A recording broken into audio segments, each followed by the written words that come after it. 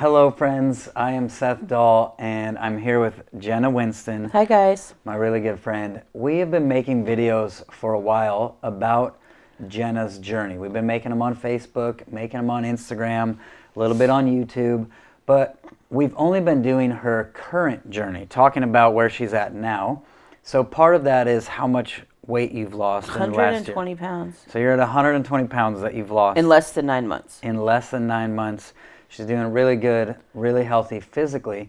But Jenna's had much more of a journey that's kind of made her who she is. So part of what Jenna does in her life, her ministry, is to help people move out of trauma and into truth. And so she does sessions that are like counseling, but we call them prophetic deliverance, where she just helps people get free from their pain, free from the lies, free from all the stuff that keeps people bound. So absolutely, Jenna has her own story of how she got free from lies, free from trauma, and moved out of trauma and into truth. And that's what we want to tell today. That's what we want to talk about. We're going to go all the way back to the beginning of Jenna's life. We're going to hear from the time before she was even born all the way up until now. And so we're glad that you guys are here and can join us. But we also want you to know, like, this is a story of redemption. This is a story of Jesus redeeming a person's life, taking it from hell and making it like heaven. Literally trauma to truth. So, Jenna, let's start with this redemption story. Let's go all the way back to the beginning. Let's go to the time even before you were born. Just tell us about that. First of all, it's been a struggle because it is such a story of redemption, and redemption of even people that have caused me tremendous pain. And so in that, even though I want to share the glory of what God has done, and not just in my life, but in people that have hurt me in their lives, how I've always battled with how do I tell my story and not hurt, my family or people, and so it's been a struggle, but I feel like it's time, and the Lord's really on it. So I think my story starts with my mom got pregnant with me out of wedlock, and it did not go over well. And with like the family? With the family, and my grandparents it was not okay. And back then terminating pregnancies was illegal, but it was kind of like weed back then. You could still find it, Anyways, there was a lot of confusion with the story, but mostly what I grew up knowing was that that there was an abortion. My mom had actually, let my birth father know that she wasn't pregnant anymore, and then found out a couple months later that she was still pregnant, which also caused him to deny the fatherhood.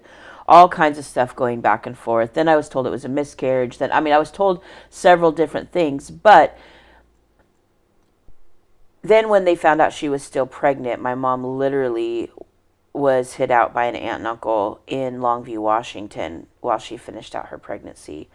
And I had an aunt and uncle when I was a newborn that babysat me. And it's just funny that years later that town came back into play, But anyways, back to...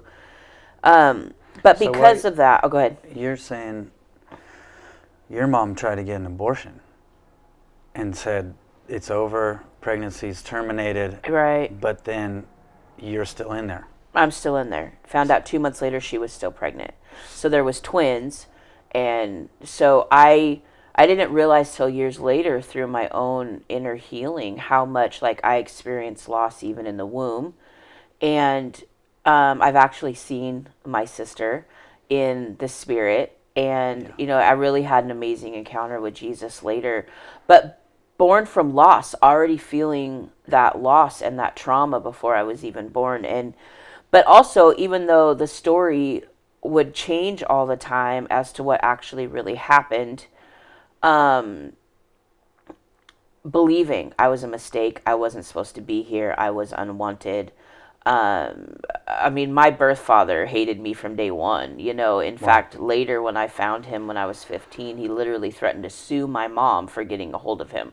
Wow. So and feeling all of that, Yeah. And so there was so much controversy over my birth. And to be honest, like, my grandpa called me little bastard, like a nickname. And I didn't even know that it was a bad name until we were at a family reunion once. And my Auntie D was like, would you stop? And like, it wasn't until my aunts kind of corrected him that I even knew it was bad. And then I realized what I thought was a nickname. So then he switched to calling me, he called my cousin Jennifer, who's such a sweetheart, he called her Sweet Pea, and he called me Sour Pea. Like, there was always a hint there, but so just, I don't ever remember a time being fully accepted, fully loved. I always remember being the outcast, being the one that didn't fit, always the outsider, Yeah. So a lot of lies. Like, so I started already with a ton of things that I believed that I didn't even knew. Yeah, before I even knew they were lies. The circumstances around your birth was you weren't wanted. Totally. We're going to try to kill you. Right. And you survived it. Except for my mom. I felt like it was that my mom wanted me. Yeah. And my mom, but she had to fight tooth and nail to have me. And like, it was her against the world. Wow. And so... so also then becomes that codependency that if I don't have my mom, I'm going to die. Wow. Because nobody else, so there was also this codependency there big time. My goodness. Okay, so that's just the beginning of the story. Right. Came out, barely, you made it. You're in the world. Survived, I'm in the world. Who do you live with? Your mom? Okay, so my mom was a boss, man. At 23 years old, as a single woman, bought a house all by herself in Black Lake, Olympia, Washington. And then she met my dad, got married when I was about 18 months old. So I don't ever remember my stepdad, but he adopted me. Yeah. So I don't ever remember a time not having my dad in my life. And then they had my brother Tigger right after, and then my brother Matt and Amanda. But that got traumatic real fast too. Yeah. Can you go into that a little bit? Yeah, I started experiencing sexual abuse at an age so young I don't even remember. And there was a lot of really dark things that happened to me and my brother. And it's so funny. I was really nervous and called my brother to ask his permission to tell this story. Yeah. And can I tell you what he says? Okay, I'm gonna fully say what he said. I was like, Tigger, and I was like talking in circles. I was so afraid because I wanted to protect his heart. Like, I was like, Tigger, what we've been redeemed from is huge, and I'm gonna tell my story. And I was so afraid he was gonna be upset, but instead he goes, sis, you need to tell that story because we need to make Satan our bitch. Yep, I was like, yes. So that's so good. But yeah, there was a lot of... Tell us about, like, why you and him. Okay, why you needed so to talk about this. There was sexual distortions, like going back generations. And there was a lot of trauma put on Tigger and I, like things, forced together. We were exposed to things. But I think, honestly, the most shame came from the things that continued with Tigger and I. And I'm talking little. We were little. That continued without being forced, because that's what we knew. That's what we were exposed to, but at the same time, Tigger was my best friend and probably the safest person. And like Tigger and I, man, we were brother and sister, and we fought a little bit with each other, but man, somebody messes with the other and we're going out swinging, know? And so as time went on and that incest continued, the shame and guilt ripped us apart, And then what happened was, as the years went on and it got awkward. Oh, go ahead. You guys were forced. Yeah. To have situations with each other. Sexual situations with each other. Mm-hmm. And then when you weren't forced, when you were no longer forced to do that, it continued. Yeah. And that's where And not only that, but like in our neighborhood, like all of our neighborhood friends.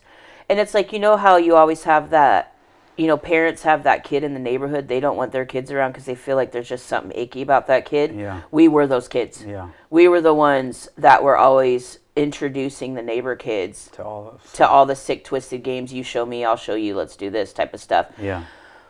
And so growing up with that shame, like, I'm so dirty, I'm so filthy, there's something wrong with me. And we get so stuck in our sin, we don't realize, like, it's actually really normal for what we experience trauma-wise. Yeah. So you were forced to do this. Yeah. You and your brother were forced into sexual stuff. How? By who? Can you...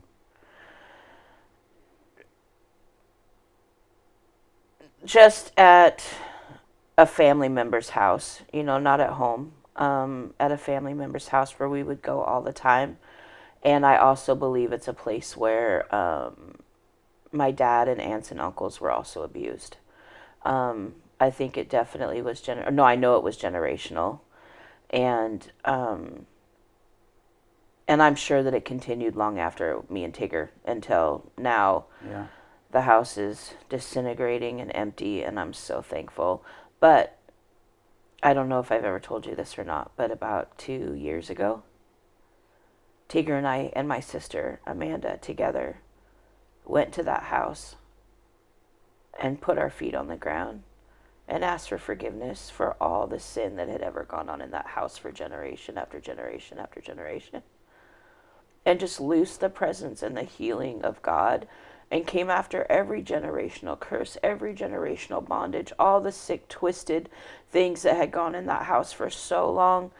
And we just repented to the Lord together. Yeah. Wow. Because I know my sister, like a lot of stuff happened to all of us in that house.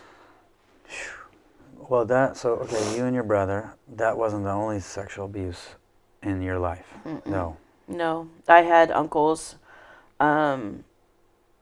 Believe it or not, I experienced a ton of trauma, forced rape, just abuse. All from family. Yeah, all from family. And from a neighbor, an old man that lived up the street as well when I was about 7. Yeah. Okay, so you and your brother in this house, family members, all kinds of abuse happening, all kinds of sexual abuse. But it wasn't just family members, uncles, stuff like that, and brother. Mm-hmm. Your dad had a part in this. Yeah. Yeah, it wasn't until later. But my dad had started molesting me, and it slowly grew into an all-the-time thing.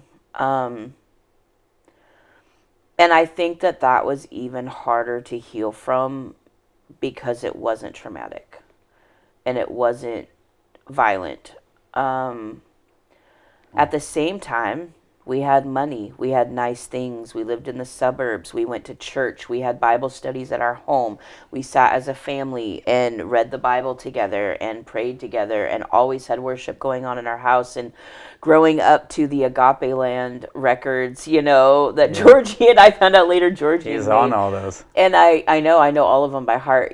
Like we always grew up with God in our house. And so I didn't realize how much that twisted and distorted my idea of God, because the same hands or the same person who taught me some of my most amazing core values that I still stand on this day, that I trust, are the same hands that took everything from me, Yeah. And so it was really confusing.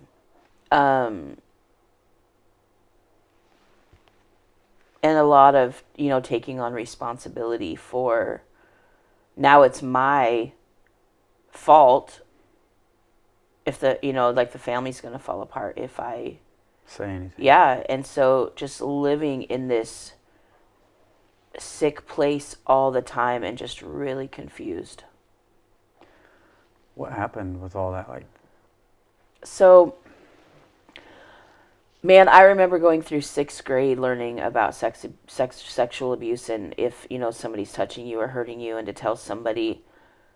And I remember sitting there having thoughts in my mind of, yeah, that's a joke. almost snide remarks in my head as I'm listening to these teachings, About saying something, telling Right, someone. right. Plus, I'm totally believing it's my fault. Yeah. I totally believe it's my fault. Yeah. And I also, like, somehow I literally, which is so demonic, I already had a belief system that I literally believed that he wouldn't have done that if I wasn't already tainted and something wrong with me made him do that because of what had already happened to me. Yeah. And, but I also, there was something else I was trying to think. I was just thinking of. The snide remarks in school. Yeah. In your head about telling someone. Yeah. You felt like it was your fault. Totally felt like it was my fault. Anyway, so my mom, it was right after I finished 6th grade, and my mom sat all of us kids down. My baby sister was only a few months old. And she said, there's something wrong. And let me back up a minute. Sorry. I remember one night saying, why can't you just be my dad? Oh, yeah. And it's like I may not have understood spiritual gifts then, but I realize, looking back now, I had such crazy discernment. I'm really realizing how much of a seer prophet I was even as a little girl. Because when you think one way, you think everybody thinks that way. Yeah. And I actually felt so bad for my dad. I wasn't ever angry. I wasn't ever mad or hated him. I actually felt really bad for him. And I somehow was able to sense and know, even though I didn't know for a fact about my dad being abused as a child, something in me already knew he hated what he was doing, wished he could stop.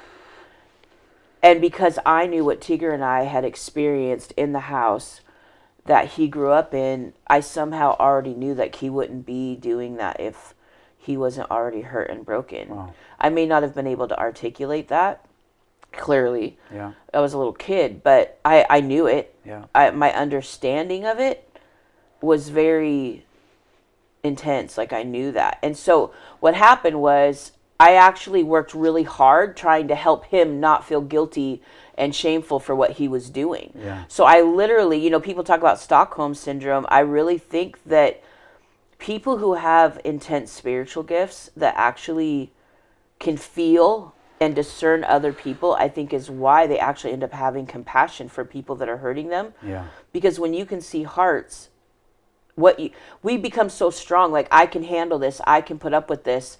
It's okay. You can hurt me, and I'm going to take care of your heart while you're hurting me, because I'd rather have you in my life than be abandoned, because I've already been abandoned and thrown away by everybody under the sun, you know? And so my compassion for him, was crazy. So, but after I said, why can't you just be my dad? And I remember that fell in the room at that moment. The next 2 weeks were a blur. So I don't know what was going on with him and my mom. All I know is that my mom sat all of us kids down in the living room. And she said, I don't know what's going on. Something's not right, and I have to leave. But I can't take all of you with me. And I panicked because I thought I was going to get left there. And I remember shouting out, Dad's been molesting me. You shouted it out? I just shouted it out. Right. Like, it flew out, and I remember it like it was yesterday. Like, it was every detail. I could tell you the sense and smell in the room, like everything. So you think she was like, she knew for the last 2 weeks something's going on. Something wasn't right. Something's about to happen. Right. And then you just let it out. Yeah, it just happened. I couldn't hold the secrets anymore. And not only that, but I was still holding in all of the stuff Tigger and I had dealt with, all the stuff, all the rapes, all the traumas, all of the stuff that had been going on forever, plus all the guilt and shame of all the kids I'm hurting in the neighborhood. Yeah. And, at the same time, my brother Matt is in the hospital fighting for his life for almost 2 years. And, it's just craziness going on. So I blurted out, and my mom says, she just looks at me, she goes, hold on.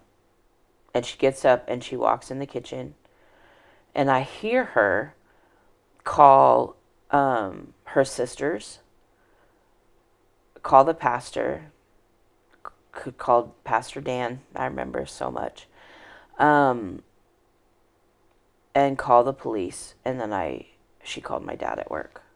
Wow. And she's like, and you better not come home. And I remember, what's funny is now when I've gone through my own inner healing, like I can't even, like we're talking from addiction, from, it always goes back to this moment. This was like, when I talk about, because when I take people through inner healing, and it's always about going to roots when you made first partnerships, so many of mine were in this moment. Yeah. And it literally, I remember being scared to death after I heard my mom. I was like, I can't take it back. I can't put the words back in my mouth. I can't make it go away. It's out. There's nothing I can do to change this. And I didn't know what was going to happen. And so, she goes in and makes phone calls, right? I hear her make the phone calls. And after she called my dad, and she's like, you know what Jenna just told me, and you better not run, or you better come home, or something along those lines. Of course. She also called the police. Yeah, she'd already called the police, the pastor, and my aunts, her sisters. And I remember Pastor Dan coming, and I just remember there being a lot of talk with adults outside.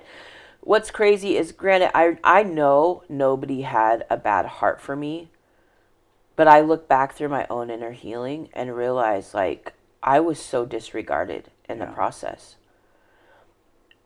I was just left in this house empty after I just told this huge secret, and then it became about adult business. Yeah. And there's all this mumbling happening outside, and now the police are there, now the pastor's there, my mom's a mess, and I realize I don't want to hurt my mom, because my mom is, like, what's happened in my mom's life is so beautiful.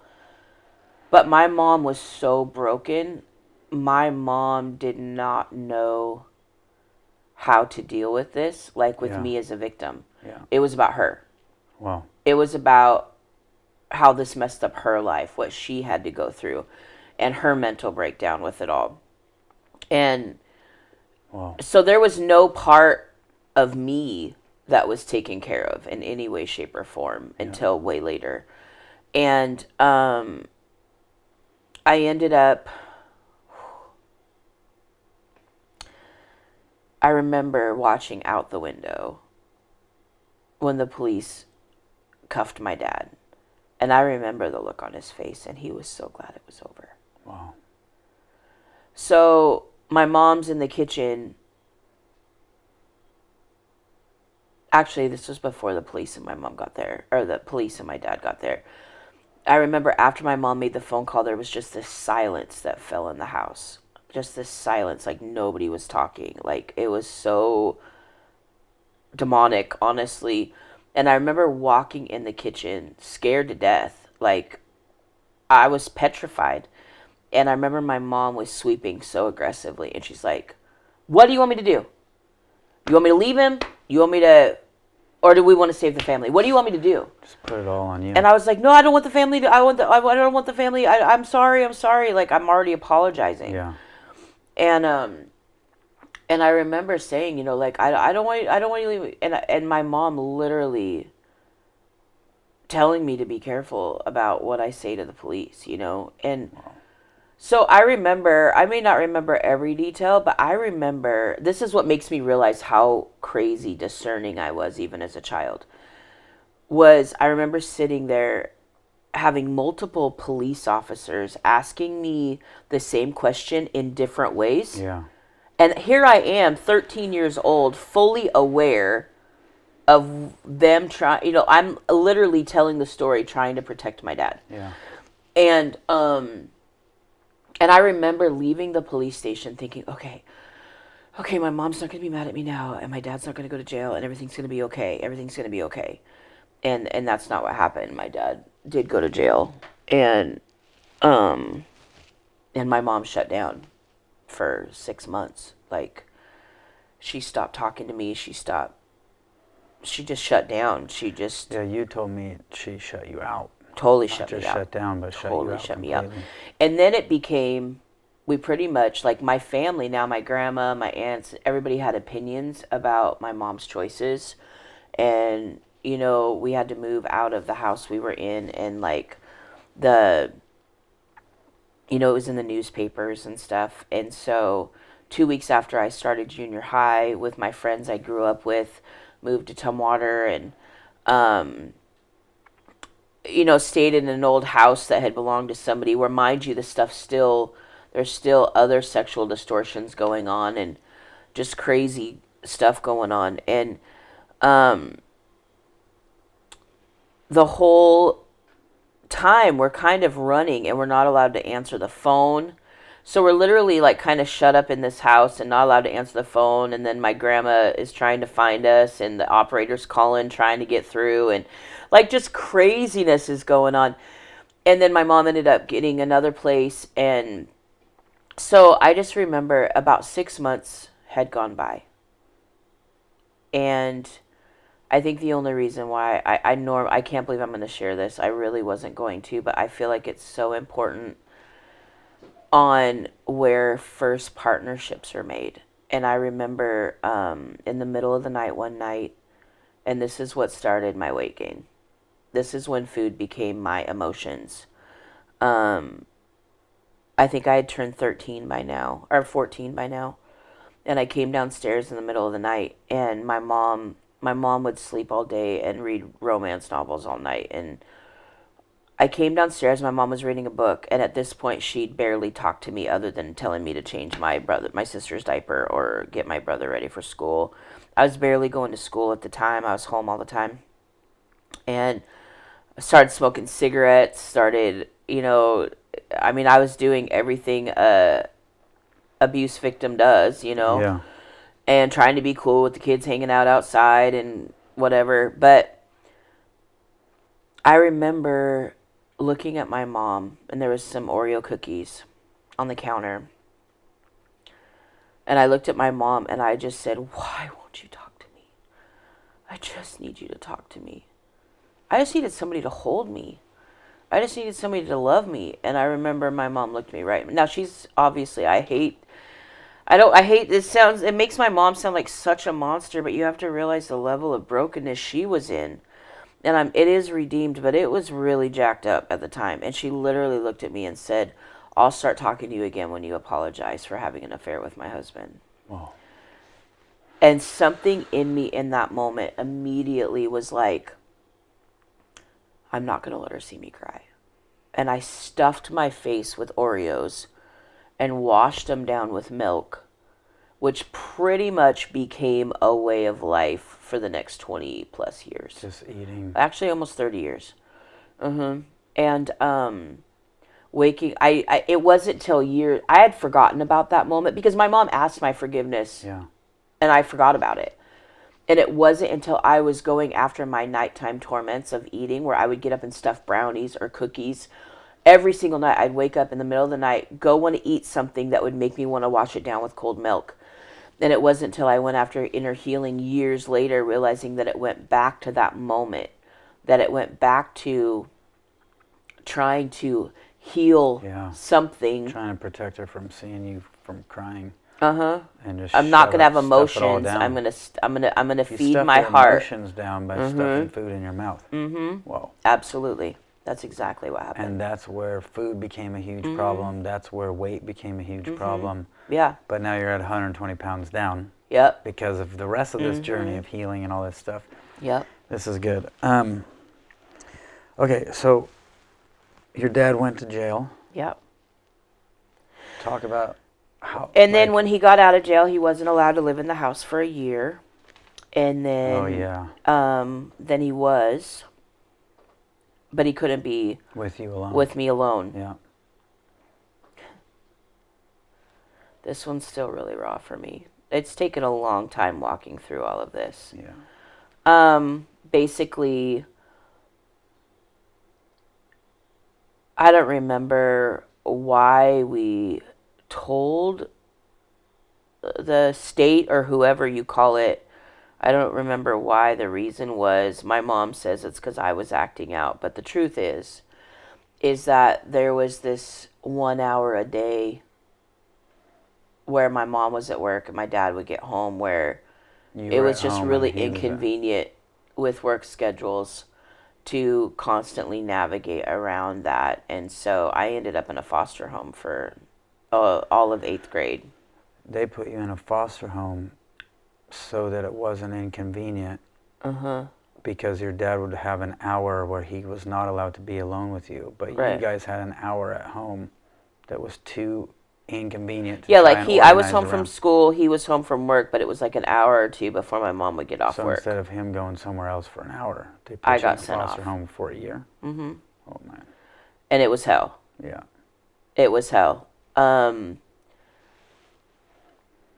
The real birth daughters of my foster mom were amazing. I still know them and love them very much. They're still in my life. Yeah. The rest of the girls that lived in the house, I may have dealt with abuses, but I was really sheltered and still grew up in church, still total suburbia, really. Yeah. I'd never been exposed to like people that dealt with drug addiction and, teen pregnancies and angry, bitter, fighting, jack people up, gangsta. Like, I'd never been exposed to that. And then the worst part was, okay, I know a lot of people tease me about my bouginess, but it was like, which there's partnerships in that too that have changed a lot. Now it's just funny with God and I. But there was a time because, when I was in 6th grade, everybody had a spree bags and swatches and Keds and Guess jeans. And I didn't realize until years later when the Lord took me back how much, after it came out in the newspaper and everybody knew what had happened to me, I figured if I had really nice things and I was really popular, then people wouldn't think about what had happened to me. They would notice my stuff. Yeah. So mind you, I go into a foster home with these girls that have grown up in the hood, right? And I got all these swatches and my Benetton rugby shirt and all my cool Keds and all my cool clothes, and everybody hated me because I was a stuck-up yuppie bitch. Yeah. And everybody had issues with me, But then, of course, once anybody got to know me, it was fine. But I was really resented and a target for a lot of stuff. And so school, and not only that, but I went from like a big town of Olympia and Centralia to the podunk town of Toledo, Washington, where I think there was maybe 200 students from junior high to high school. Yeah, it was hell. But honestly, the 2 daughters of my foster mom were lifesavers at that time. They became family. And all right, so you were in there for 1 year. And then what happened? I came home and I started high school, and I poured myself into just friends and social, and I had the best hair in the 80s and 90s. Oh my gosh, all my curls were so, everybody wanted my hair. It is so crazy though, because I've had so many people because I'm still friends with so many people from high school. And so many of them have talked about, like, I was so popular and I always had great friends and this and that in high school. And I'm like, oh my gosh, I was so dying, absolutely dying on the inside. And but I got my driver's license my freshman year. We went through a flood. Our whole house flooded. We lost everything. I mean, there's so many different other traumas, but all of them seem like nothing. Like, I literally got to just, like, rolling with the punches, for the longest time. I turned 18 my junior year, and the day of my 18th birthday, moved to Newburgh, Oregon, got my own apartment. And I was going to high school and living on my own and had a job. I worked at McDonald's. And I just was starting a new life,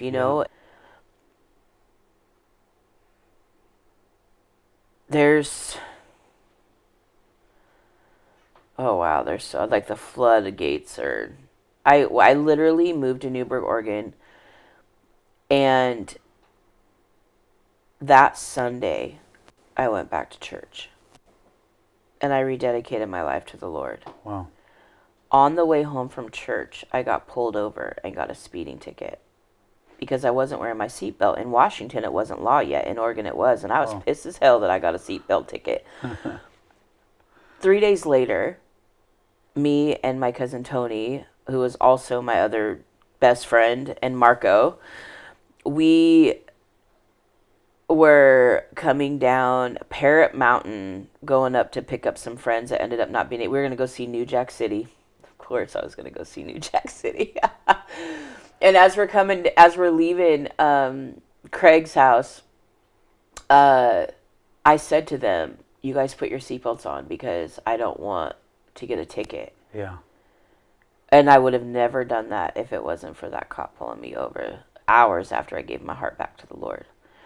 And literally we went off a cliff. We went off the side of a mountain until a tree big enough to stop us. And like I ended up got a scar that goes from here to here. And they survived. We all survived. Because you said totally, put on your seatbelt. Yeah, totally put on our seatbelts. The worst part was when the cops went to try and tow my car because my horn, and I had a sick system in my car, and the horn and the bass was bumping down the side of this mountain over this canyon, and it was playing NWA. I think it was playing F the Police or something like that as the cops trying to get your car out. Oh my gosh.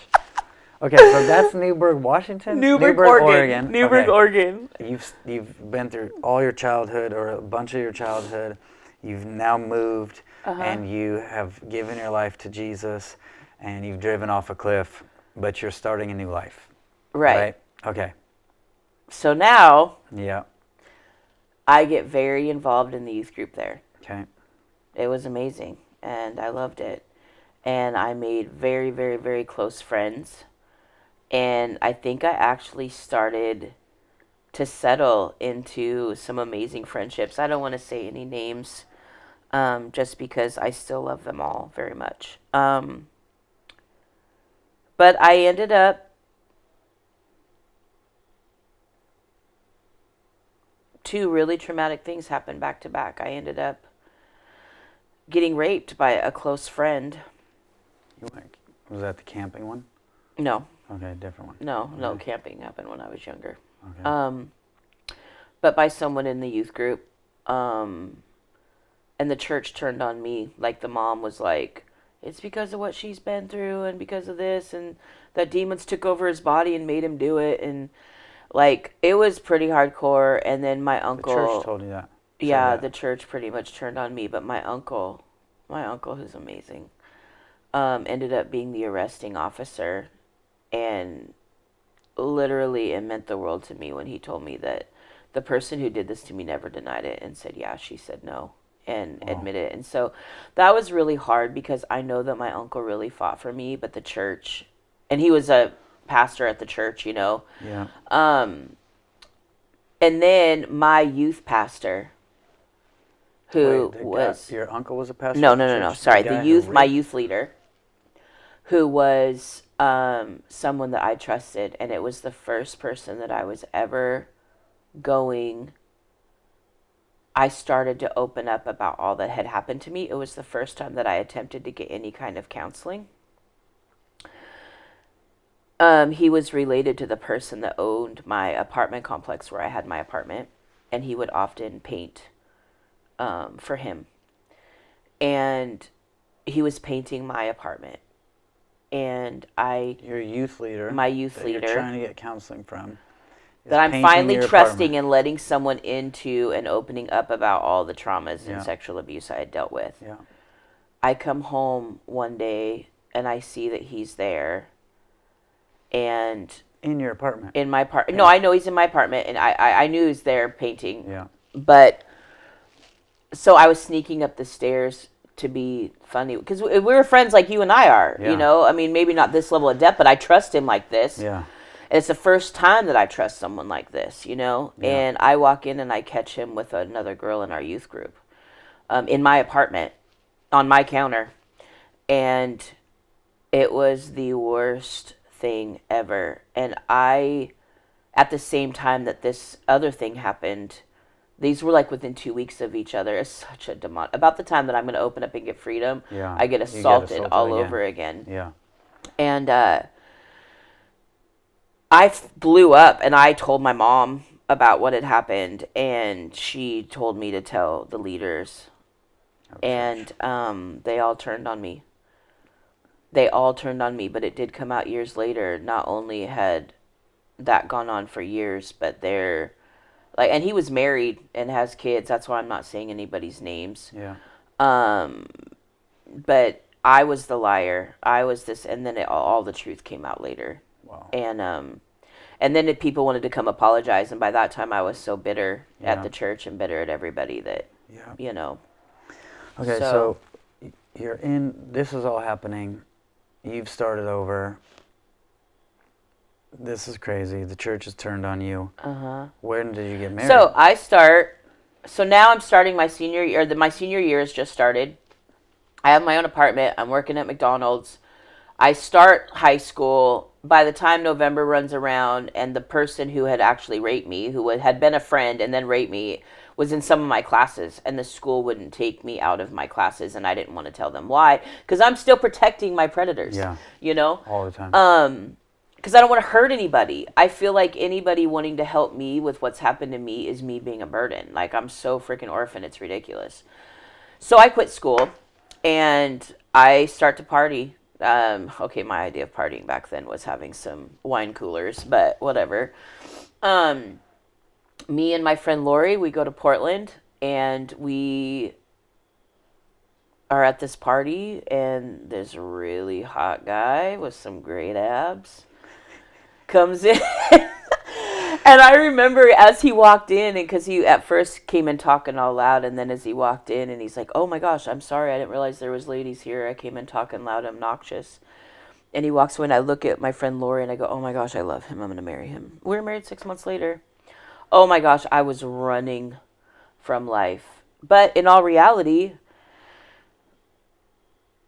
here, I don't think I realized until years later as my healing, I was so freaking broken. Yeah. Because Mike, we'll might bleep that out later. Anyways, everybody knows who my ex-husband is.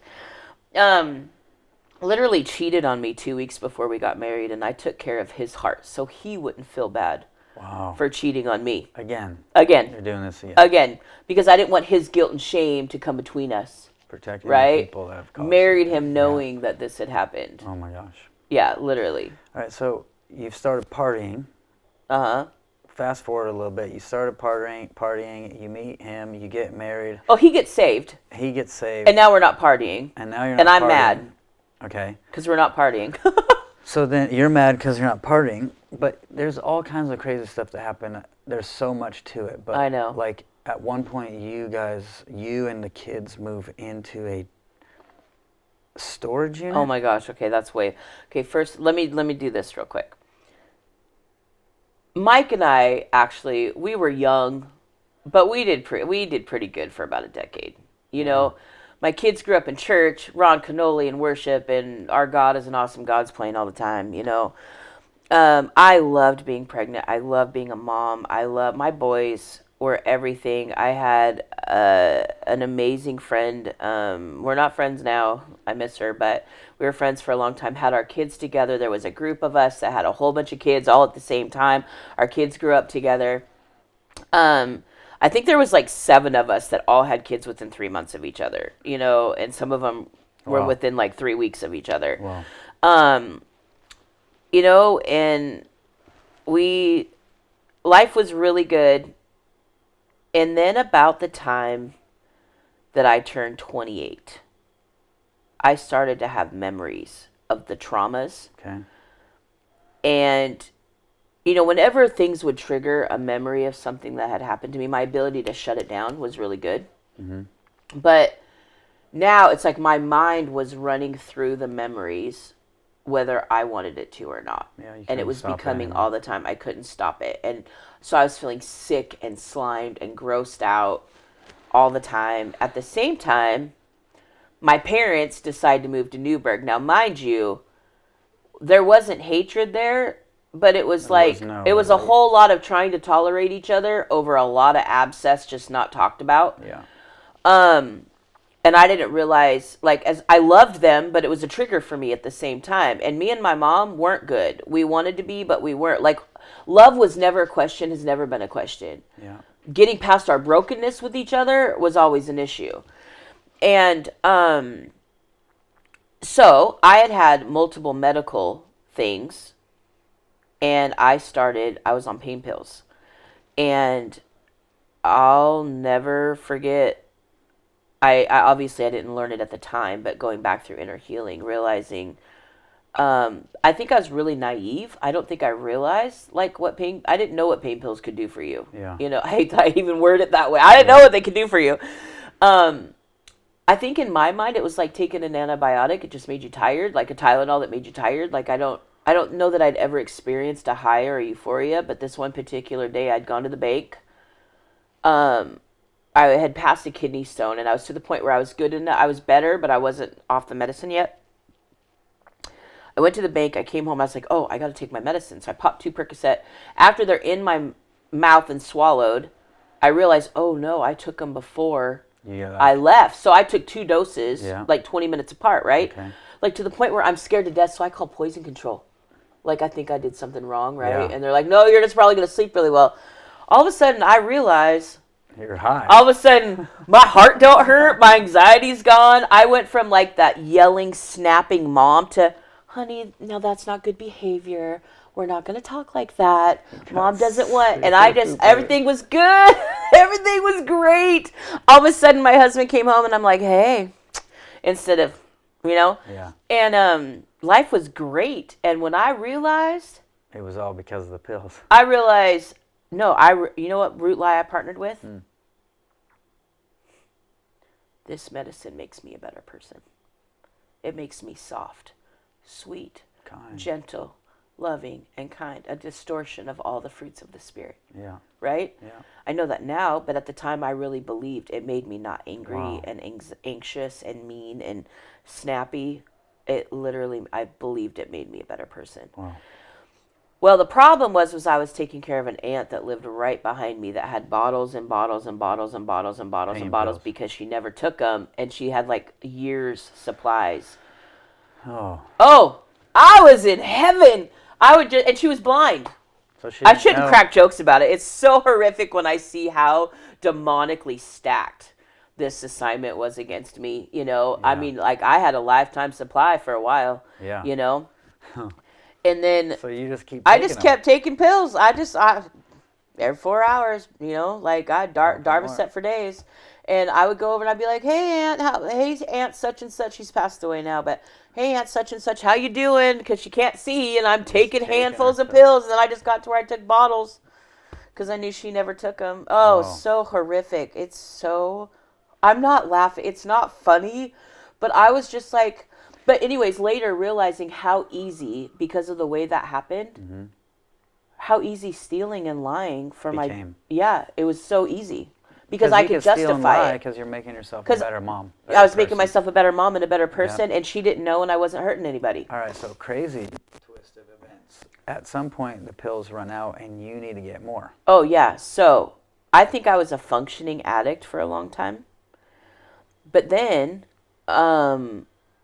it became not so functioning, and I held a job for a while, for many years. Then that didn't go good either. Then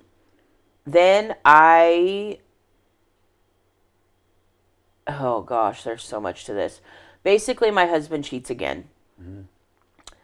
And I'm so angry for about 20 seconds. Then I believe him. And I feel bad for him, and I help him. Then I find this chick at the gym with him while he's working out, and it turns into total Jerry Springer outside in the parking lot. Like, I went crazy south. So I start to have, like, mental breakdowns, right? So I end up on psych meds. So now I'm on a ton of psych meds and on pain pills. Okay? Okay. Start going in and out of psych wards. During this time, our way of dealing with Mike's cheating was to move to Washington. So she wouldn't be in the So we moved into Washington, right? Yeah. But then I'm a chick, and chicks investigate. And back then with the Nokia phones, going through the call logs, find out he's calling her. And so I just start taking more drugs because it makes me soft and understanding, because I'm the one that needs to have compassion, because I'm not allowed to be mad at you for being a dog. Yeah. Right?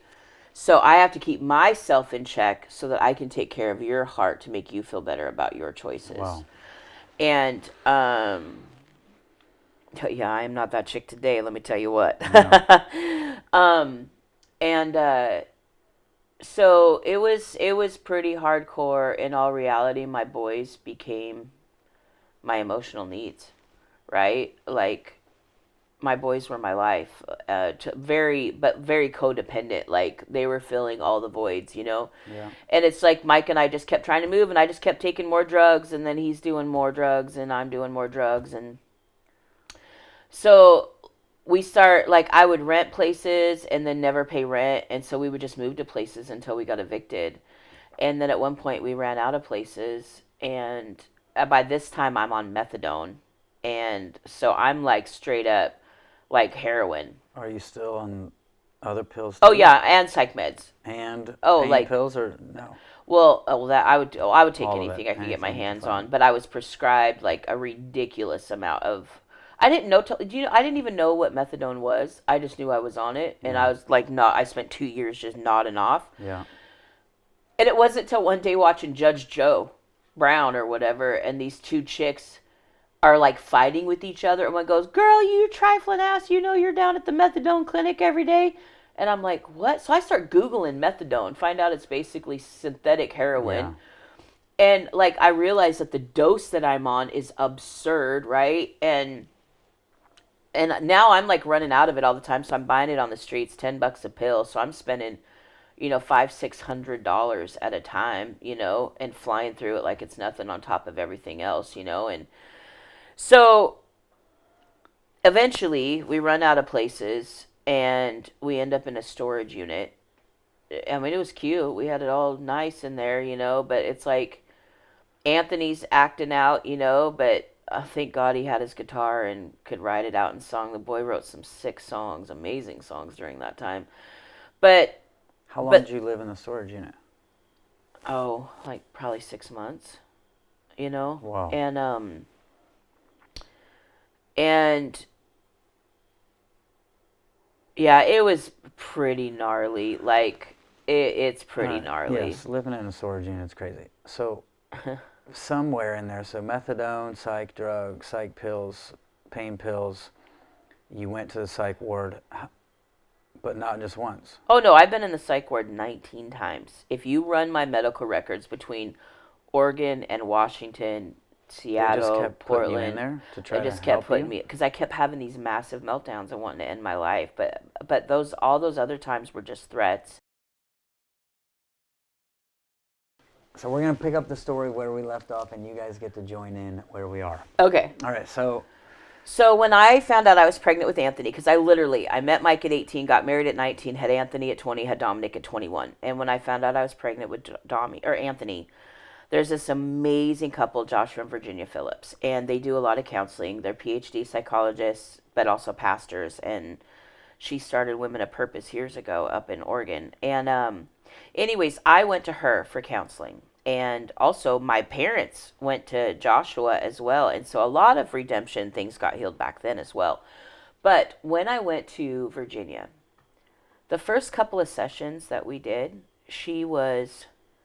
I really believed it was my fault, the things that happened to me. I wholeheartedly believed that. yeah. And, I didn't know then about wisdom and how the Holy Spirit works. And I didn't know, like, you could have an answer fall out of your face and you learn it as it comes out. Yeah. But for like 2 sessions with her, I kept trying to, like, it is my fault, it is my fault, it is my fault. And I remember finally one day she goes, okay, if you're so convinced it's your fault, why is it your fault? You tell me why it's your fault. And it flew out of my mouth. I said, because my body responded to it.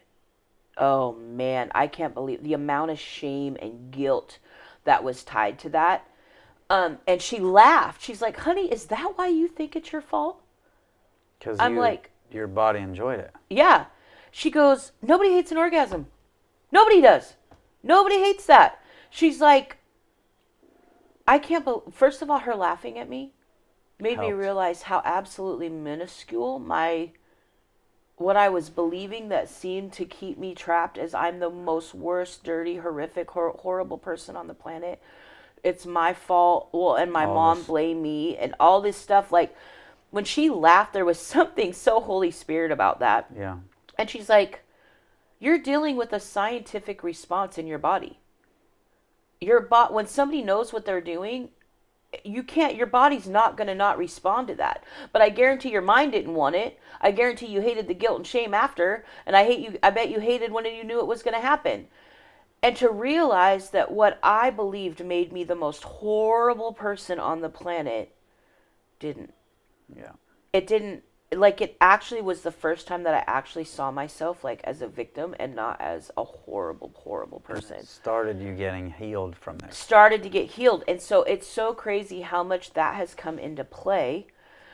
All the people that I counsel, like out of pornography or sexual abuse or all of these things, when you are dealing with something where you hate what you love. Yeah.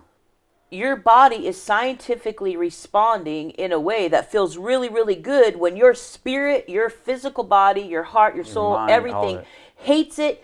It's sickening. It's awful. It's twisted. It's distorted. But you literally have this amazing response in the middle of it, and people don't understand how to separate the confusion. Yeah. How do you hate something that you like? And that's where you thought it was your fault. And that's where you think it's your fault. Yeah. Right. And so it's that moment, honestly, I think even though then I was on drugs for, for years and years, decades, whatever. So obviously the rest of my inner healing got delayed. But at that time, that honestly, I think is probably getting that freedom before years later is probably what kept me from actually committing suicide. Wow. Learning that it wasn't your fault. Right. But because I didn't continue that healing, I would just have these meltdowns and all this guilt and shame and horrific, and then current stuff and cheating husband and all this stuff. And my no worth, no value. It's not like I was once this amazing Jenna and then lost her and found her again. It's like, no, she was non-existent and a worthless piece of crap, lying, conniving, manipulating. Like, I have a huge personality, huge gifts. I'm always 10 steps ahead. They made me the best drug addict because giftings work even under the wrong anointing, Yeah. So my heart for people that have been sexually abused, it's so confusing. People don't know how to separate the confusion. And people that have dealt with same-sex abuse, and then they're so confused by something that they've been taught is so wrong, was their first experience, and then their body had a positive response to it, and they don't know how to separate from all the crazy and the lies. And so I'm not just an advocate for the abused. What about the abusers? Nobody wakes up and says, I'm going to molest a kid. Nobody wakes up and says, I want to be a drug addict. Nobody says, I want to beat my wife. I want to be so full of anger and rage that I'm screaming and yelling at everybody at the drop of a hat. What happened to you that got you in that place? And when do we start forgiving even people? When does forgiveness, I don't know, there's the redemption that has gone on in my family is because everybody in my family made the choice to stop staying tunnel vision. You did this, you did this, you did this, you did this. And all of us came to this place of, we're actually a really kick-ass family. We actually have such a love and a camaraderie between all of us. But this is the assignments that were set against us because all my brothers and my sister are crazy seers, are crazy prophetic, are real. They're just as spiritually gifted as I am in different ways. And to realize the assignment that came at all of us to keep us from finding our worth and our value. And my dad is such a prophet, so a man of such crazy wisdom, and my mom as well. And what has gone on in our family is just the redemption. I know we haven't gotten to all the good stuff yet, but I feel like that part broke it. is what started to break, and why our family was able to come into this freedom, even though all my drugs might have put it on, and psych meds might have put it on hold for a while. Okay, so should we still stay live, or no? This is good. We can. There's your blip it, guys. That's the blip of right in the middle of Jenna's story. We're gonna keep filming, and we're gonna tell you the whole story soon, but we wanted to let you in on just a little bit of it. So that's it. It's where Jenna started to get healing for the first time. Nobody hates an orgasm. And yep, I said it. So that breaks the confusion, breaks all the stuff, but it's where she got introduced to healing. Separating the guilt and shame. So we'll see you sometime soon, and you'll get to watch the whole rest of this story in the next few weeks. All right. Bye, guys. You've started getting help, counseling, inner healing. You discovered it really wasn't your fault because your body responded. Your counselor said, no one hates an orgasm, and that started to let light in to a dark place. It started you to get actually free, but you didn't get fully healed for quite some time. You kept doing drugs. Well, in all reality, I realized that this goes back, but the thing is it was right after I started to get the counseling that the things really unfolded in the church about when the things came out that were true about my youth leader. Okay. And I think my bitterness really turned on the church, that I just shut down and didn't keep going with healing. Okay. And then I pulled into, okay, it's me, my husband, and I'm going to have this baby. And then I went forward with my life in my own direction, away from the church. Apart from the church, apart from getting any help. Right. Okay, so then somehow you end up in Reno. Okay, so years later, after all the drugs, and we're moving from place to place to place to place to place. And then you get we're in the storage unit. We finally get a place. Yeah. Okay. So we're you get out of the storage unit and get a place. Get into a house. Okay. Okay. And by this time, this is where like I've lost all care for hygiene. Like I'm not showering, I'm not brushing my teeth. I'm like, basically, I'm not even getting high anymore. I'm just trying to maintain enough drugs and willing, like I got to the point where like I'm willing to pay hundreds for a couple pills just to not be sick, because now I'm on such crazy amounts of drugs that sick is like, I'm sick within 12 hours if I don't have something. Yeah. So I'm like more constantly in a state of detox. And at this point, we're getting evicted again. And things are pretty bad. I'm pretty sure, I'm starting to really know Mike's infidelity. My boys are running ragged, doing stuff, sneaking out at night, they're so funny. But basically, we load up all of our stuff into this storage container on someone's farm or something. This is how warped your mind gets in drugs. By this point, for years now, not just once or twice, but for years, I'm dragging my kids to ERs in the middle of the night, having them lie so I could get pills. I'm going to dentists. What are they saying? Well, like just pretending like they're in crazy pain. And they would then prescribe drugs to your kids. Yeah, that you would take. Yeah, totally. And I would take them. And at this point, got Dominic diagnosed with ADD, but I'm taking all of his Ritalin to avoid withdrawal. Like, if I'm going to tell it, I'm going to tell it. This is how it was, Because it's going to get worse. Right. It's worse. And it's like the amount of chaos that's going on, it's just constant chaos. There's fights. I've just like given up. I mean, poor Anthony's just so angry. But at the same time, like I just had the most crazy talk with Dom yesterday, like where he's at right now. He's like really settled. And the people that he's with right now keep going, there's not a clock. There's not a clock.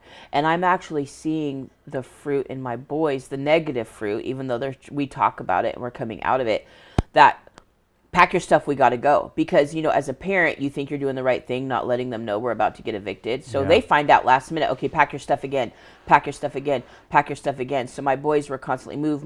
Nowhere was ever safe for any long. So like literally Dami and I yesterday walked through praying together about breaking off that feeling of when's the hammer going to fall. As soon as I settle, as soon as I start to feel safe, the hammer's going to fall and I'm going to have to move again. Time to go. Like, how many times have you seen me try to get one foot out the door, you know? Yeah. Got to take off, got to go. And so anyways, we're evicted again. So I do what every, you know, perfectly healthy mom does. We rent a car in somebody else's name. Me and Mike and Dami and a friend of ours go to Reno for no other reason than to go to Reno. And we had some gas money and some food stamps. And I had a Louis Vuitton bag. It was sick. It was awesome. And I ended up getting a tattoo because the guy liked my Louis Vuitton bag. And I laugh now because it was my first tattoo. I have tons of tattoos, but it said faith. And I was so high and so drunk. And I got a tattoo that said faith. So I call it my prophetic tattoo because I had no idea what was going to unfold in my life. And I'm so high and so gone that we don't even realize until we're almost back to Portland that we don't have a home. We have nowhere to go. Now, Anthony was only like 16 and had gone and moved in with his girlfriend in Portland at his girlfriend's mom's house. And I didn't know where she lived, but Mike had, you know. And one time this woman says, hey, if you guys ever want to come visit, holding on to that one little statement, we decide we're going to go, right? You got to know that your brain is fried when you forget you don't have a home. Yeah. Okay? I even went to the ER to get more pain pills when I was in Reno, you know? Head back and drive the streets all night long until we could find this house. As son. Right. As my ex-husband's telling me, babe, I've been here. This lady's a hoarder, and she had like 87 cats taken out by the ASPCA. All these dogs, squirrels, ferrets, all these things. The house is filthy. She's a hoarder. And that's where you're going to go stay? That's where we're going to go. Well, yeah, and she doesn't even know it. Yeah. Right? We roll up. The stench of this house was able to be seen from like this, like, dude, like it was trifling. The roof's caving in. The front porch kind of sits like this, and it, like all the windows are blocked up, or like you can't see in. It's so dirty and it stinks so bad. And so what do? We moved in, and with the kid. Yeah, like, you know, when you have to prepare yourself every time you walk in the front door for you to adjust to the smell. Yeah. You know. And not only that, but then sat and chain smoked. All of us, multiple of us, smoking cigarettes in the middle of all this already bad environment. Yeah. And she was into all these crystals and all this witchcraft and all this cray and whatnot. And fights are breaking out. Cops are called. Like, I literally would smoke like 3 packs of cigarettes a day. I would live on the phone calling doctors, calling dentists. And then this is where I got so desperate. My biggest prayer is someday I'm going to get my teeth fixed. I literally would go and fake that I was in so much pain and would get my teeth pulled so that I could get the drugs. And so I literally have no teeth from here back because to me, going to get teeth did they pull? Oh my gosh. So like 6, 7, 8? 14 teeth pulled. Mm-hmm. So you went from taking your kids, having your kids lie about being in pain so they could get prescribed drugs so you could take the drugs. Now you're going in and getting teeth pulled, tooth after tooth. And I had multiple surgeries that I probably didn't need. You just got surgery. So that I could be on the IV meds at the hospital and go home with drugs. Okay. And then at some point, so you're getting your teeth pulled. Then at some point you break into a church? Oh, yeah. There was a church across the street from us when we lived on Gleason. And it's not that I broke in. The front doors were open. I didn't like break a window or whatever, but like they would have these prayer, like where you could go into the service and pray. Yeah. Oh, this is so trifling. But they had this box that you could put offering envelopes and put money in. And I would like go and take a piece of paper and put one in, but I'd pull like 4 out. Sometimes I'd get 20s, sometimes I'd get ones. I would get mad if I only got ones so that I could buy drugs. Go buy drugs. All right, and at some point, so this is all crazy, but at some point, you and your mom have a conversation, and it all comes Not yet. to a head. Not yet. Okay. Take us that direction. Okay, I'm going to go that direction. Okay, so at this point, I don't know what happened. All I know is that I had a prescription. At this point, I had multiple doctors that were giving me full monthly prescriptions at one time. And I had a prescription to go fill 240 pain pills at Costco. And I left with only my phone and that prescription in my pocket. And I think my ID. And went to Costco, and my son's girlfriend's mom was going to shop. I got my pills. I went out to the car so I could, get my detox to slow down, and I throw a whole bunch of pills in my mouth. And I'm sitting there, and I don't know what happened. It's so supernatural. I don't know. I have no explanation. All I know is that I was done. And I just made a decision sitting there in the Costco parking lot, like, I just wasn't going to go back. So she comes out to the car, and I just said, let me out, which is really funny that it ended up being a Whole Foods, because I didn't even know what that was, and now, like, I live there. But Whole Foods on Burnside, and I just said, let me out. I'm not going back. She goes, are you out of your freaking mind? And I'm like, I don't know. And I just got out, and I just sat there on a bench for the longest time. I had my pills, so I was okay. Yeah. I ended up calling my buddy Jason, and Jason and I are still friends, but we've been friends for years. Jason picked me up. He hadn't seen me face to face for a few years, and he told me years later, he's like, Jenna, you were like gray. Like there was no life in you at all. And I went out to Jason and Kirsten's, and Vodka became my friend. I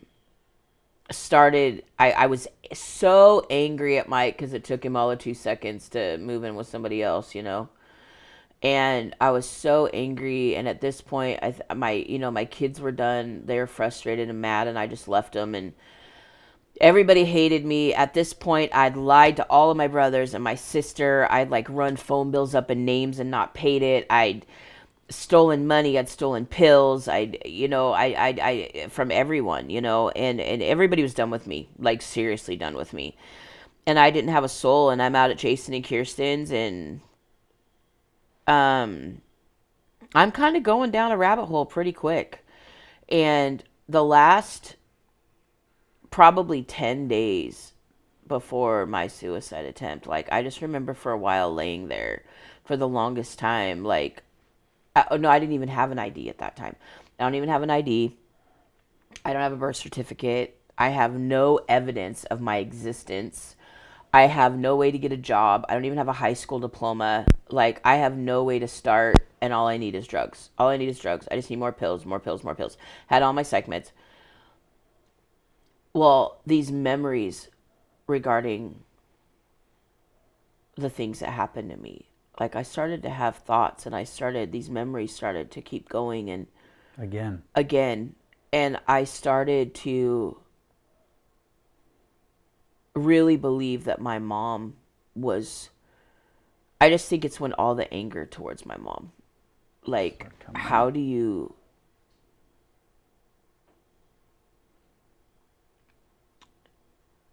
and I just believe that she knew more. I just believe that I think I just finally felt like I was so unprotected and unvalued, and nobody was ever held accountable. No one was ever held accountable for what they did to me, except for the one person who was super sorry. The only person that was so sorry and so repentant for what they did to me was the only person that was ever held accountable for what they did to me. And I ended up driving up to Washington, and my dad went to bed one night, and I confronted my mom. I confronted my mom on a whole ton of things. And she denied it at first, and then I went to bed, and I just remember her coming in the middle of the night, and she said, "Face the wall." I thought, oh my gosh, she's going to shoot me. I was pretty off my rocker at the time. And she goes, "I know you need this for closure. And I'm not going to talk about it again. I don't want you to bring it up again. But you're right. You're right about all of it." And I think that's what I thought that I wanted to hear. But that's not what happened inside of me. My mom had some surgeries and was on some pretty crazy medication at the time herself, which she's doing so phenomenal now. But I stole a bottle of OxyContin, and I played with them for a couple days, and then there was 87 of them left. And I just remember taking them. All of them. I was done.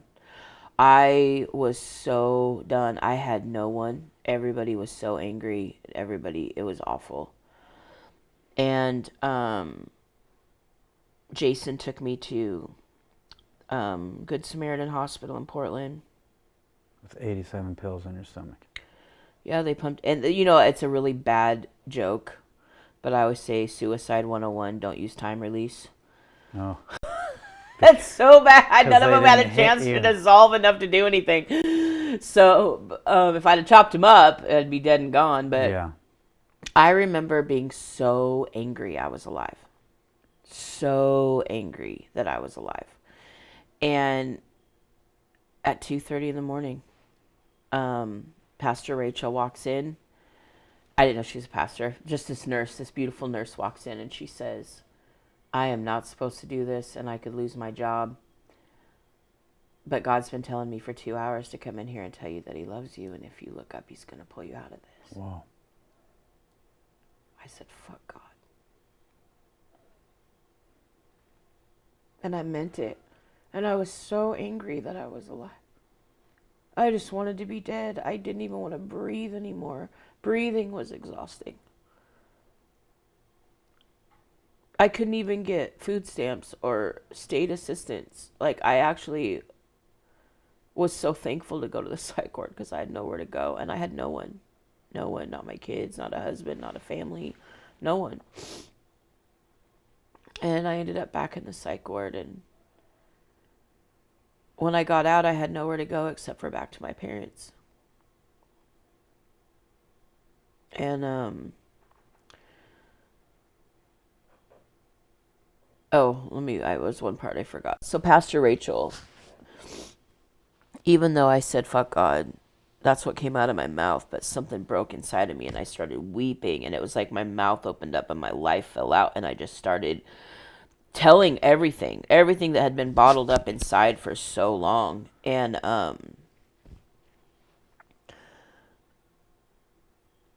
I'm telling it in reverse, and she ends up saying, "Where's your husband now?" And it's so crazy. This is so Holy Spirit, because who the heck answers a question like this? I didn't say names or cities or state, because this is a different state. We're in Portland, okay? I said, "He's at his cousin's house on the corner of Evergreen and Grand." And she goes, "At Wally's?" Like, she knew exactly where he was. And it was in Washington.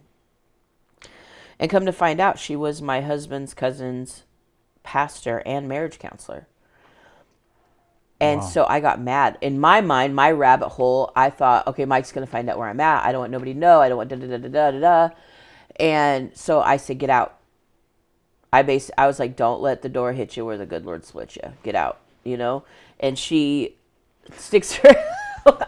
she sticks her business card on my safe tray, because I'm going in the safe room, Yeah. And she walks out, and I end up in the psych ward. And when I get out, And I remember I deliberately did not take that card. And I get out and I end up back at my parents' in Washington. I had nowhere to go.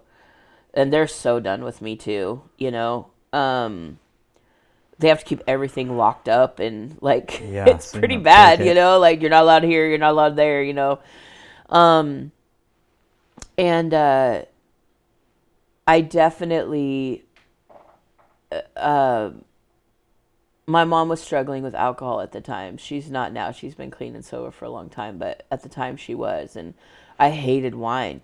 So I got some alcohol, hard alcohol, and this one morning I wake up, there's blood up and down the hallway, there's broken glass, I've got cuts, I've got crazy going on. And I sat down to watch a Twilight movie and I must have gone into addict mind, and like my mom had to come help me like clean it up. I knew they were going to be done with me because I've made another huge mess, and there's vomit and spilt alcohol, and like it's just horrible blood, everything.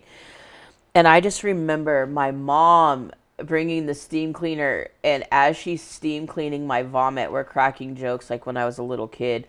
Whistle while you work. And I remember thinking, this is the most pathetic moment of my entire existence. And then I'm back up, you know, I'm in my parents' den, and I'm going to read a Twilight book. And I remember, I remember it like it was yesterday. At this point, now I've had a suicide attempt, like a real one, not a for pretensies, but a real one. I'm still on a ton of psych meds. I'm running out of pain pills. I'm taking like 6 Excedrin at a time, just trying to get a caffeine high so that I'm not exhausted and withdraw all the time.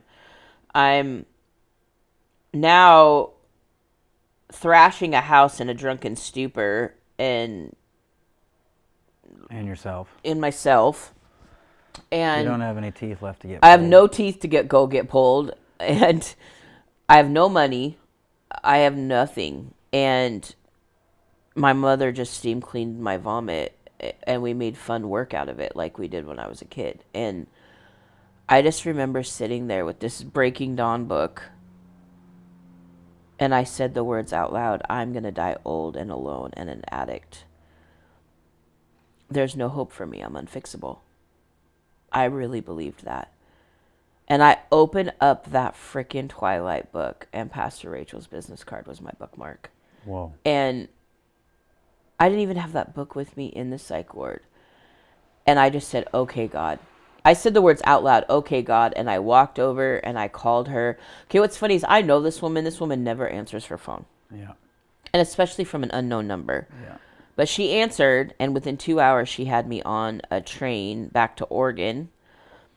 And it was pretty funny. I thought it was a big deal to try and tell her. For 5 days, every night I'd pray, Lord, help me to tell Pastor Rachel, because this woman actually really wants to help me, and I have to tell her that I'm an addict. I can't lie to her. I don't want to lie to her. And when I finally had the balls to tell her, I said, I have to tell you something. That was the dog. Okay. I was like, I said, I have to tell you something, and I'm so afraid you're going to kick me out. And she goes, well, as long as you're not in love with me or want to hurt my family, we're okay. We can work through just about anything. Wow. I love her so much. And I said, I'm an addict. She goes, duh. I was your ER nurse. Yeah, I know. I kind of know. She's like, I was like, oh. So the fact that this woman helped me knowing that, like, that was crazy for me, right? So she helped me get into detox. I mean, there's so many details where God was in so much of this. It was like the most supernatural chain of events, you know? Yeah. But I want to skip forward because this is where it gets crazy. I end up at Mountain Ministries through the crazy train of events. Back in Longview, Washington, where my mom had me, in City of Refuge, you know, crazy. Wow. And of all places, because my detox center was in Oregon, and they sent me to Washington, you know, for Mountain Ministries. So all I know is that I am the most broken, horrific, awful person. I guarantee you, my thoughts were, I'm going to go there and get saved and become this epic woman that brings freedom to people. Oh, no. I'm like, yes, a metal bed and regular top ramen. I'm stoked. Yeah. I have a pillow to sleep on, and my thoughts are, how long before I F this up? Yeah. How long before I completely screw this up? And am I really, really detoxed? Yeah. Right? I found out on the way there that you cannot be on psych meds, and I lied that I wasn't on psych meds. So I smuggled a 4-month supply of 11 medications in my bra. To get into... I didn't smuggle any drugs. I smuggled psych meds. Oh my I gosh. totally did. There's a joke. It's not, Jenna, we have had people smuggle stuff in. It's how much you got in there. Like 4-month supply of 11 medications. Oh my goodness. In my bra. Oh my goodness. That's crazy. Yes. I laugh. Yeah, clearly I've lost 120 pounds. I couldn't do that now. But anyways. So the next morning, my first morning, I have this moment where I now know conviction. Not guilt and shame or condemnation, but conviction. And I remember sitting on the edge of the bed, 5:30 in the morning, and I have this moment where I'm holding all these bottles of pills. And to me, it's life and death. I'm like, if I'm not on these meds, I'm going to go through a crazy bipolar manic meltdown and they're going to kick me out because I'm crazy. Yeah. But I'm not supposed to be on them when I'm here. Like, for me to let go of this is a huge deal. Yeah. But I said, okay, God, and I make this choice. I believe it was my moment of surrender. I really believe that. And so then I go to church because I got there on a Saturday. I go to church Sunday morning. I walk into church. It's the first time I'd been like in the presence of God like that for years. And I don't even know why. All I know is tears just start running down my face and I am just a bawling mess. And that's when twin Jeff Beck comes over and says, "Can I just hold you while you cry?" And sat there and held me the whole worship service, the whole preaching service, while I just cried and cried and cried, just held me. And when you feel like you are the most horrible person on the planet, the worst, no one's ever going to love you or trust you again, you've hurt everyone, to have someone come and love you and just hold you in your mess while you're a mess and not need anything from you or want to change you, it's honestly, Jeff Beck is the first person that ever showed me the heart of God, which is funny because later his wife and I became really good friends and I find out they're a couple and she's actually the one that saw me and said, "Go love her." Wow. And so it's like this whole Jeff and Janelle Beck, totally the first ones that ever showed me the true heart of God. And wow. And they're still eternal friends in my life. And I'd be lost without them for real. And so then you have no pills. Well, I'm off detox, but here's the thing. That's right. I never had one withdrawal from the psych meds. Not one. The only thing that happened was it took a little bit for me to get my natural emotions back. Yeah. But now I'm having to deal with all the guilt and shame of everything that I have done, all the people I've hurt, all the lying and stealing and conniving that I've done. Because now it's not being blocked anymore. Yeah, and now I'm with my own raw emotions and I'm feeling all of this, right? Yeah. So I also have this moment where one of the mentors is reading a book. Rochelle Canelican, she's amazing. She's reading this book and I have this moment where I literally like start screaming, like all this rage. I know now that it was a natural deliverance. I think so much Jesus was going in that the demons had to leave, but like I'm literally screaming, rage, mad, cussing, chucking, all this stuff.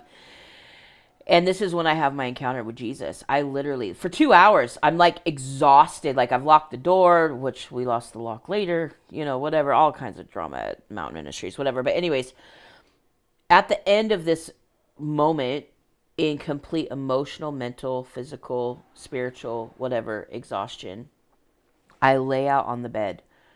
And I don't think I realized how much my idea of Jesus was somebody that was going to come and give me this gentle list of the things that I needed to work on to be good enough so we could be close. I didn't realize that that's how I believe Jesus was. Wow. So I'm stuck on all that I've done. Yeah. All that's wrong with me, all that I've done. And what does he do? He crawls in that bed with me and he starts to play with my hair and he says, I am so sorry for all the things that happened to you that made you not want to feel. And if you trust me, I'm going to make every day of the rest of your life better than any day you've ever lived. And tell me that that isn't what he's done. I was at the freaking AMAs last night, dude. Like, my life is crazy awesome, but what it's taken is crazy. But in that moment, there was a trust and something where my world became about him. And it's been that way ever since. Regardless of all the crazy favor and all the stuff I get to do, people do not realize the hours and the inner monologue that's going on with him and I all day, every day, you know? And it started then. So after that, I remember laying there after another book we were reading, and it was about 5 a.m. Or no, I'm sorry, it wasn't. It was late at night. It was dark. It was the middle of the night. Everybody else in my room was asleep. And I finally had this understanding, and it was like Jesus, I mean, like I've had this inner monologue, like I hear him, we talk back and forth all the time. And Jesus explains to me, most people associate forgiveness with this person needs to know how much they hurt me. They need to know what they did. They need to da da da da da. He's like, but Jenna, that's not what forgiveness is about. My forgiveness is so you can be free. And so when Jesus starts to explain to me, and I have a real understanding of what forgiveness is, it took me a really long time, but I started with my dad and my mom, and then I went down the road, and then I was feeling the physical absence, because I'm a firm believer. Forgiveness from your will and forgiveness from your heart are very different. Forgiving to choose, or choosing to forgive because it's the Christ-like thing to do, is not always forgiveness. Yeah. Choosing to forgive from your heart cancels all debt as if it never happened. Yeah. And that's what I was doing. And I could feel, and I swear I went through everyone under the sun.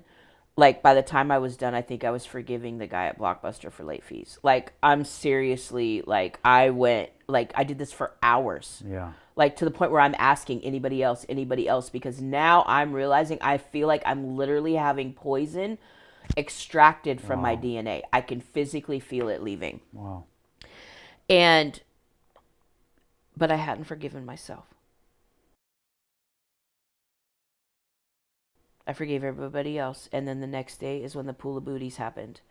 I just, that's when the Lord. What was that?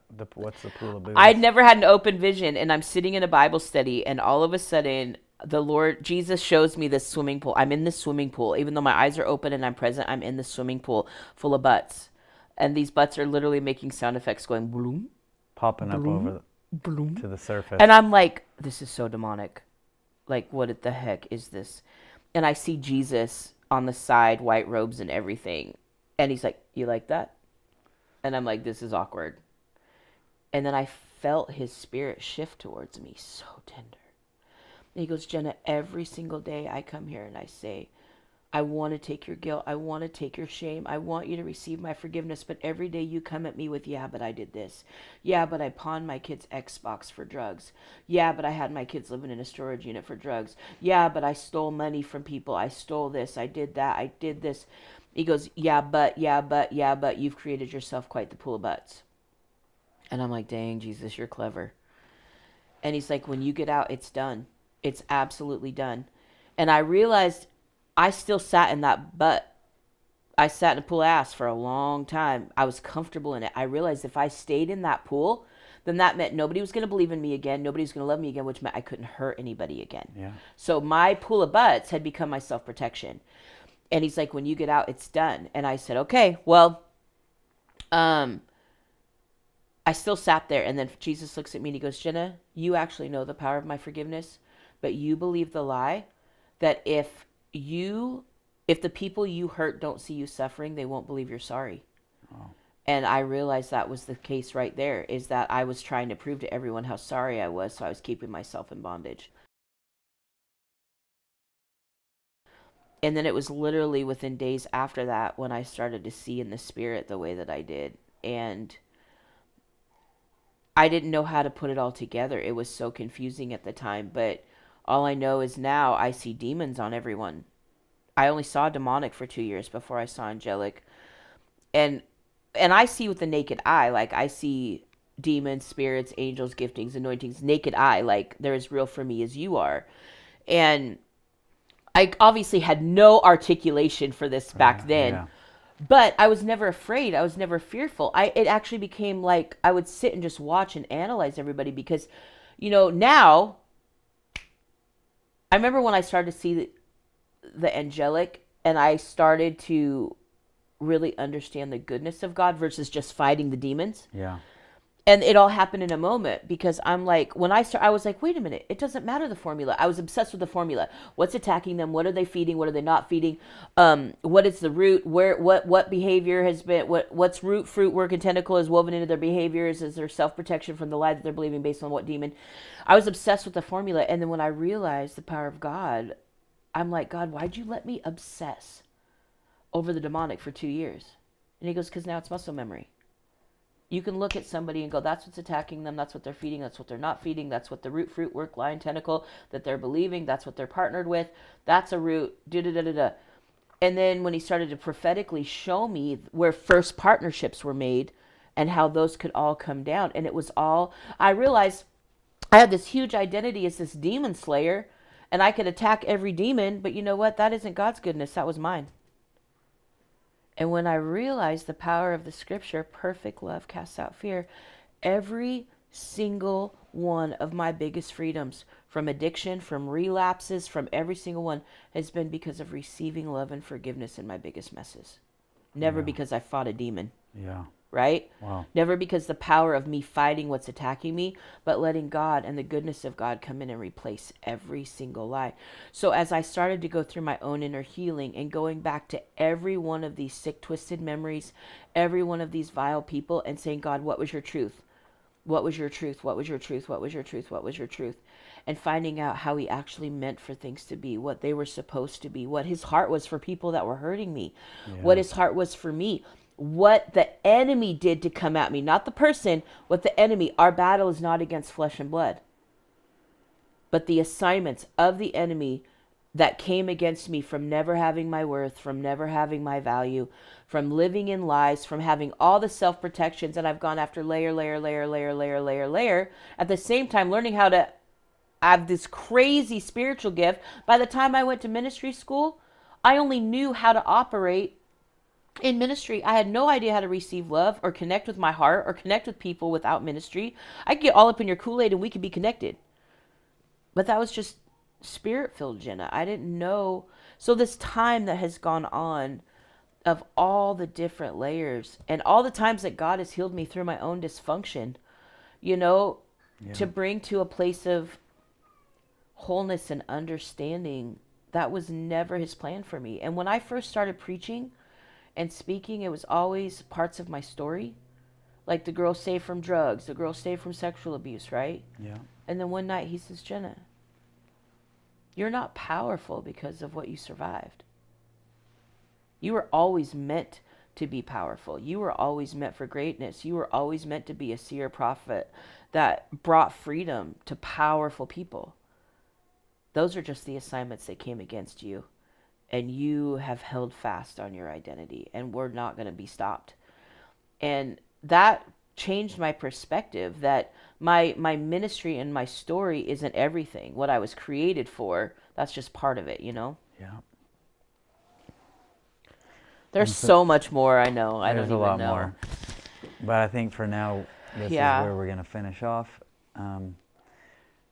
Because you're helping a lot of people find all that stuff about them. Like they come to you with sexual problems, they come to you with addiction problems, they come to you with all kinds of issues, and you can look right into them, right around them, see what's really going on, and bring them freedom, and bring them out of their trauma into truth, just like you went from trauma to truth. Right.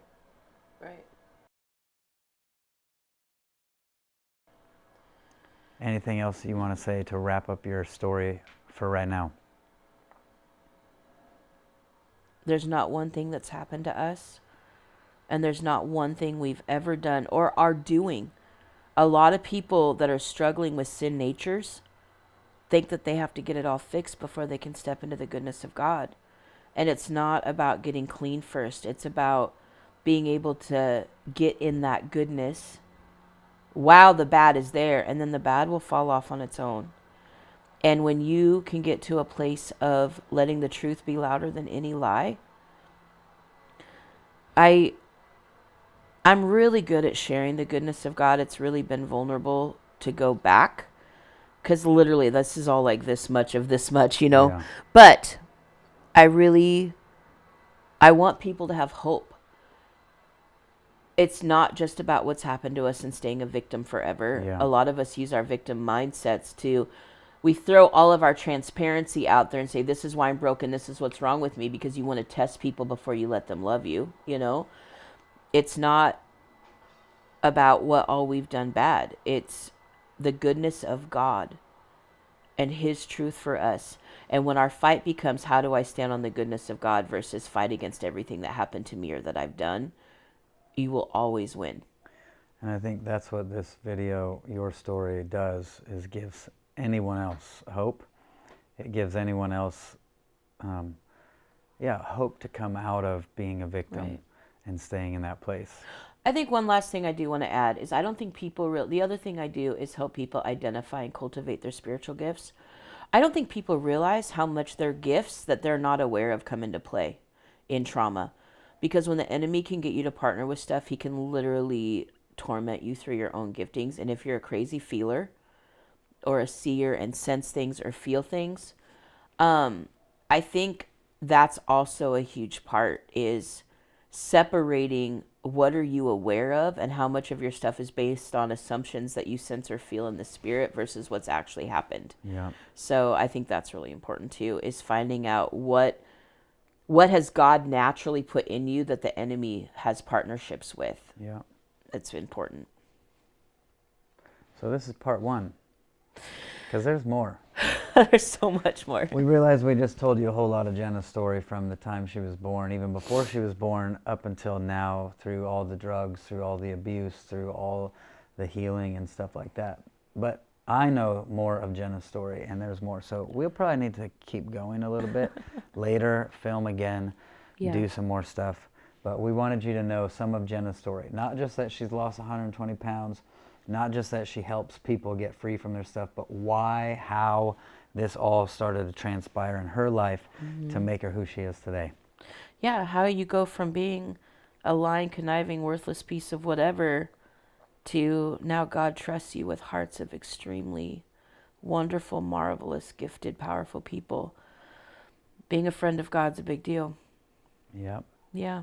So there it is. There Jenna's it is. Story, part 1, From Trauma to Truth. Trauma to Truth.